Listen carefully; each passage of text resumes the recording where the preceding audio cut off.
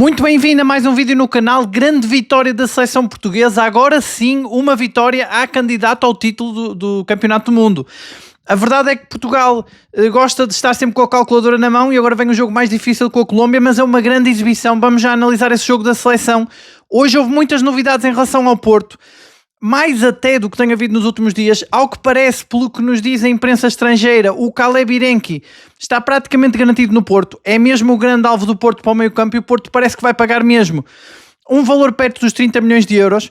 Temos também na imprensa espanhola a garantirem-nos que o Porto está interessado no Mastuonto, o tal extremo que já falamos aqui algumas vezes do Real Madrid, 18 anos, uma jovem promessa, e que é um jogador de pé esquerdo. Vamos já analisar o que isto pode significar.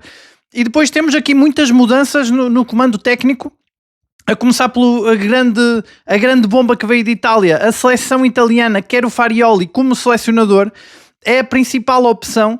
Agora, eu só vejo aqui uma possibilidade, que seria ele ser treinador-selecionador, porque não estou a ver ele a sair do Porto, mas vamos já também analisar. E depois temos os outros rumores que foram surgindo.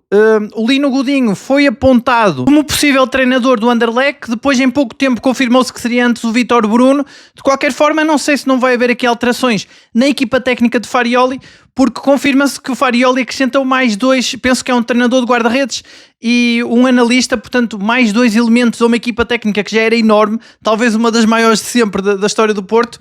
Não sei se isto significa que vai sair alguém ou se significa um maior investimento ainda do Porto na próxima época. Já vamos analisar isto tudo, mas primeiro pedir aquilo que peço sempre, que deixes o like para dar uma força aqui ao canal e que não te esqueças também de subscrever.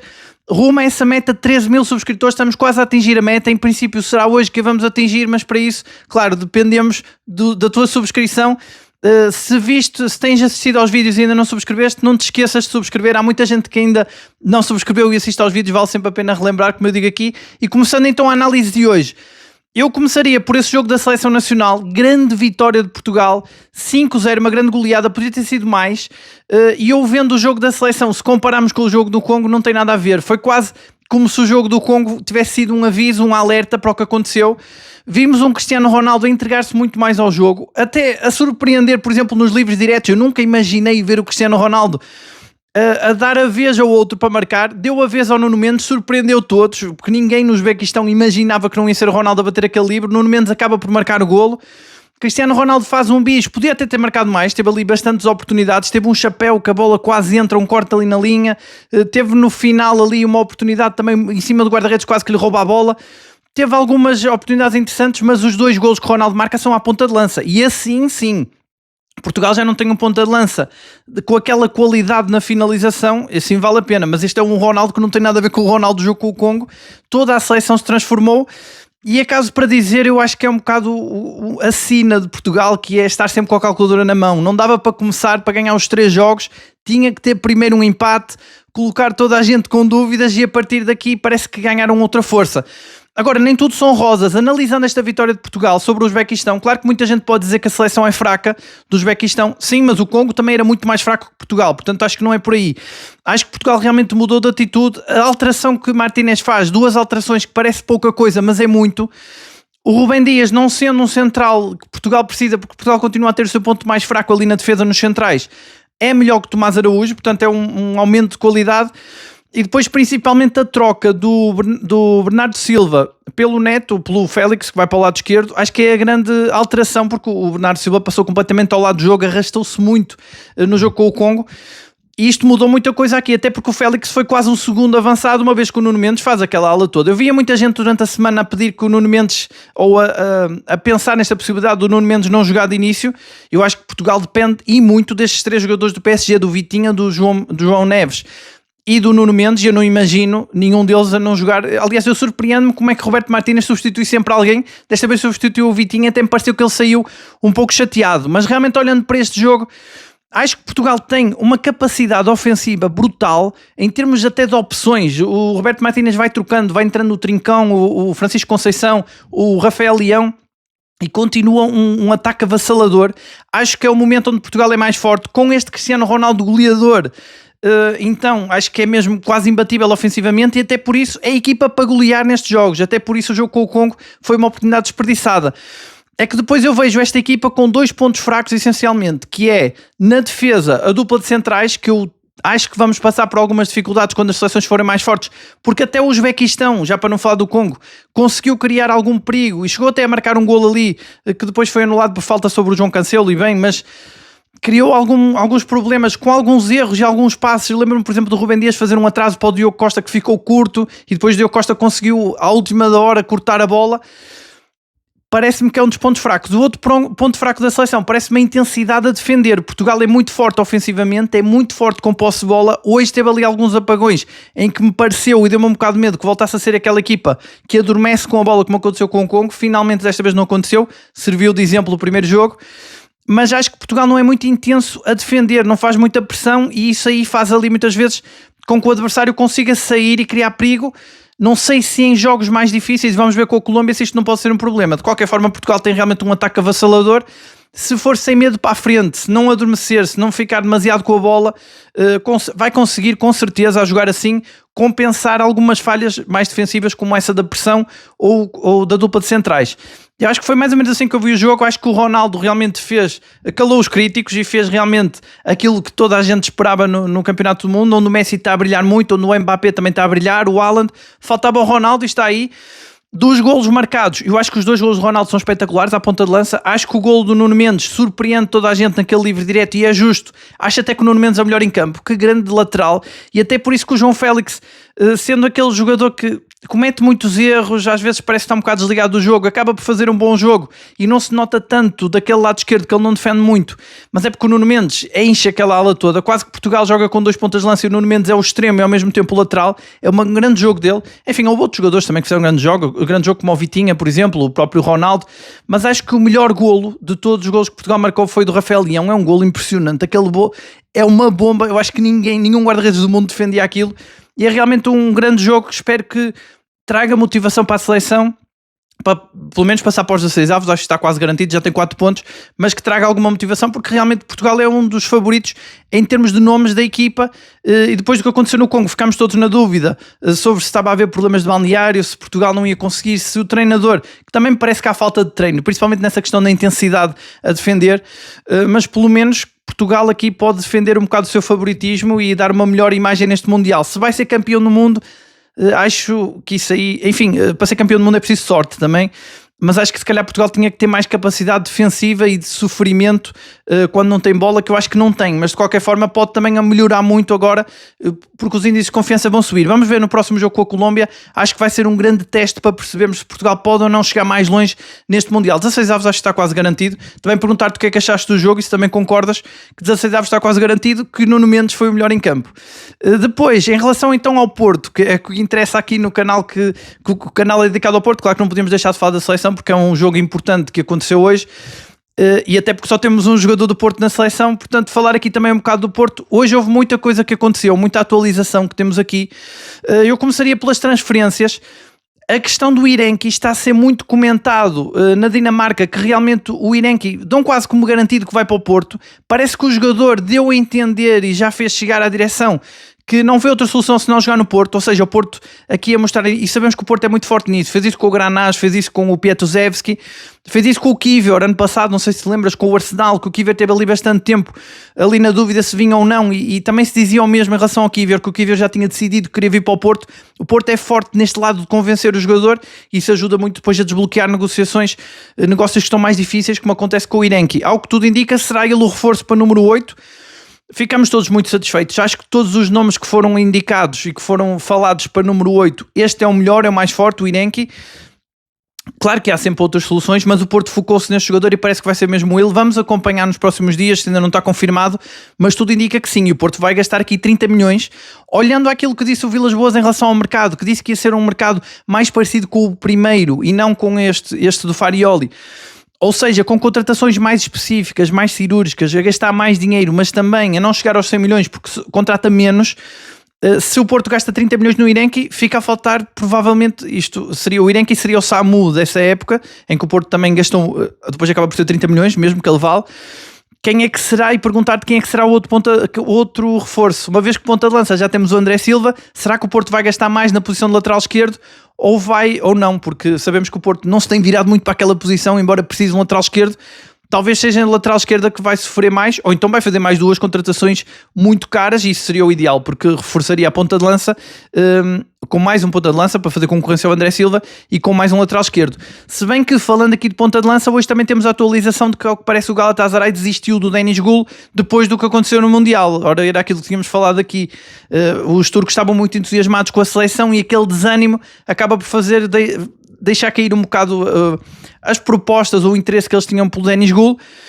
E depois de ver esta notícia, sinceramente, mesmo que algum clube turco venha com uma proposta, acho que o Porto não vai aceitá-la, porque o Porto estava muito a apontar para os 20 milhões e se for abaixo, mais vale, e também concordo, ficar com o jogador e tentar valorizá-lo, porque ele tem valor, ele joga bem, só não tem golo, mas isso pode melhorar ainda mais. Então se calhar vamos ter Deniz Gül suplente André Silva, e até por aí pode não haver mais reforços para o ataque, embora eu acho que o Porto deveria, e acho que tem mesmo que contratar mais um ponta de lança. Temos aqui sugerido vários nomes, vamos continuar nos próximos dias a sugerir, mas o outro nome que hoje foi falado na imprensa espanhola é o Mads Tuonto, que já tínhamos falado aqui, do Real Madrid, argentino, 18 anos, jovem promessa, e há aqui uma característica que me salta muito à vista nele, é que ele é um extremo de pé esquerdo, tal como o Osório, que já falamos aqui, entre outros, já falamos aqui de vários extremos que o Porto teria sondado, e para mim isto só tem uma leitura possível, ou melhor, tem 2 leituras, das 2 uma, ou o Porto está com ideias de vender o William Gomes, vai ser a grande venda do Porto, o William Gomes, e precisa de um outro extremo com as mesmas características dele, um extremo que joga do lado direito com o pé esquerdo, ou então, isto também pode ser possível, Borja Sainz, que é o jogador até que é mais apontado à saída, até porque, como eu já disse aqui, não sei se ele vê com bons olhos passar a ser segunda opção para extremo esquerdo, já que o Piatusevski parece ter ganho ali o lugar. E aí poderíamos ter o PP a passar para o lado esquerdo e do lado direito o Porto passava a ter 2 extremos de pé esquerdo. Das 2 uma, eu sinceramente, se tivesse que apostar numa, acho que é mais pela venda do William Gomes, porque ele está a ser cobiçado por clubes como o Arsenal, e é muito difícil negar ao Arsenal. Se o Arsenal chegar com uma proposta, fala-se de 40 milhões, se subir para os 50, não acredito nunca que pague a cláusula este ano, só se for na próxima época. Acho que o Porto, se calhar, conseguia aqui um bom encaixe, deixando-no sair e depois indo buscar mais uma jovem promessa, até porque sabemos que Farioli, com Piatusevski do lado esquerdo, já tem um desequilibrador e depois iria sempre dar preferência ao PP, que equilibra mais do lado direito, portanto pode ser mesmo esta a saída. E depois há uma outra ligação que eu faria aqui, que é o facto de ser o Real Madrid e o Porto a negociar muita coisa com o Real Madrid, a aparecer aqui rumores de muitas ligações ao Real Madrid. Eu não sei se o Porto não estará aqui a tal negociação que temos aqui falado, que há alguns avanços do Famalicão em relação ao Jean Geal e depois o Gustavo está a trocar de empresário, se não será a tal saída do Mora para o Real Madrid, que faz também com que o Porto fique a olhar para alguns jogadores do Real Madrid. Já falamos aqui, por exemplo, do outro ponta de lança, do Gonzalo, que também seria o Gonzalo Garcia, seria outra possibilidade, e tudo aqui seria, em princípio, envolvido nesse negócio do Mora. Portanto, acho que as 2 grandes vendas que o Porto poderá aceitar esta época poderá ser mesmo o Mora e o William Gomes, os 2 desequilibradores, curiosamente, da equipa do Farioli, mas que sabemos que tanto um como o outro não jogaram tanto, apesar de terem bons números, principalmente o William Gomes, que é o melhor goleador do Porto, se descontarmos o Samu, não deixa de ter sido jogadores que podiam ter jogado mais, se calhar noutra equipa que apostasse mais em desequilibradores como eles, e até por isso podem ser os 2 que saem, onde o Porto pode também ir buscar alternativas depois mais adequadas ao estilo de jogo de Farioli, como pode acontecer com o Gustavo Sá, como já falamos aqui. Mas isto aqui vai ser para ficarmos atentos durante a semana. Eu acredito que até dia 1 de julho vamos ter muitas novidades, porque Farioli tinha dito que queria começar com o plantel o mais fechado possível. Vilas-Boas já disse que isso é impossível, porque em agosto vai conseguir fazer melhores negócios, mas acho que até lá o Porto ainda vai tentar trazer mais jogadores. Para já trouxe o Granás para o meio campo, a transferência confirmada mais recente, e que também já foi confirmadíssimo que vai iniciar o estágio com a equipa principal. Portanto, é um jogador que pode também pegar ali na posição 8.